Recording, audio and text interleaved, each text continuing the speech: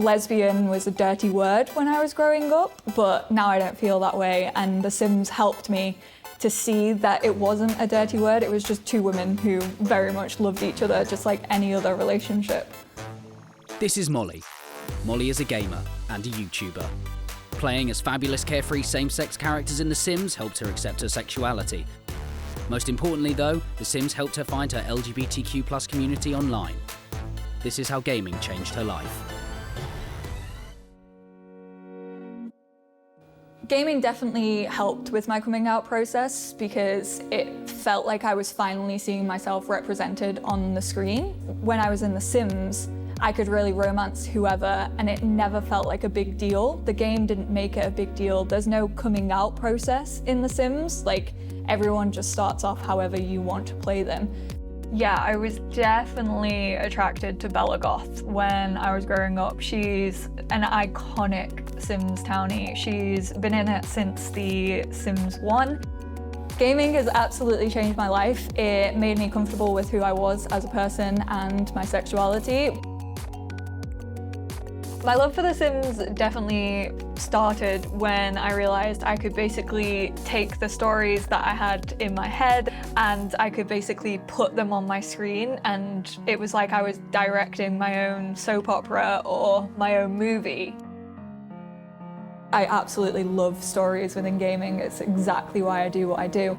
And I found that people were telling their own stories through The Sims, and that's where I fell in love with sort of telling stories to other people. I got invested in their stories, and then I was like, oh, maybe I could do this. Basically what The Sims is it's just a life simulation. There's relationship, character customization, there's your dream job if you want it. I think it's absolutely great. Over the 21 years that The Sims has been a thing and the franchise, you always have that freedom to make it your own and start again from the beginning but tell a different route. I feel like there's always something new to discover, even though I've been playing it since I was 6 years old. There's been a couple of really big achievements in my life so far. I remember being invited out to LA for EA Play, which is basically a conference, and they did an award ceremony, and I actually won the award for Community Achievement Award, which basically meant that I had fostered a really calm and really friendly community. That was a really nice feeling, to feel like I've been doing this for so many years now and it's finally recognized, and I have that physical award in my bedroom. Some people have always seen it as a more casual game, and therefore they don't really see you as a gamer. And I have the thought of, if you play video games, you're a gamer. So really it's just part of the territory. I've kind of learnt to live with it, and I know I'm gonna get those comments, but I'd like to see other people with like 4,000 hours on a video game. Like, I play this every day of my life and I'm definitely a gamer. I feel really, really lucky that I get to represent women online. I think it's such an important journey, and I know so many of my female friends are just like all out having fun. We all try and play together, and it's a little bit different for us because with playing The Sims a lot, it's definitely seen as a women-gendered game more so. So I feel like the shoe's sort of on the other foot for once. And we really do dominate the space when it comes to the Sims community online.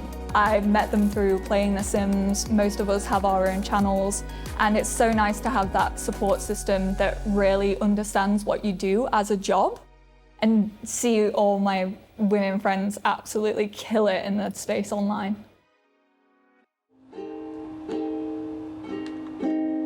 Red Dead Redemption is basically Grand Theft Auto in the Wild West. I know it doesn't seem like the calmest sort of game when I've just died, and also I play games like The Sims and farming simulators and stuff like that, but at the weekends I find really stepping out of my comfort zone in a way and playing games that people probably wouldn't usually expect me to play on my channel, but I enjoy in my downtime.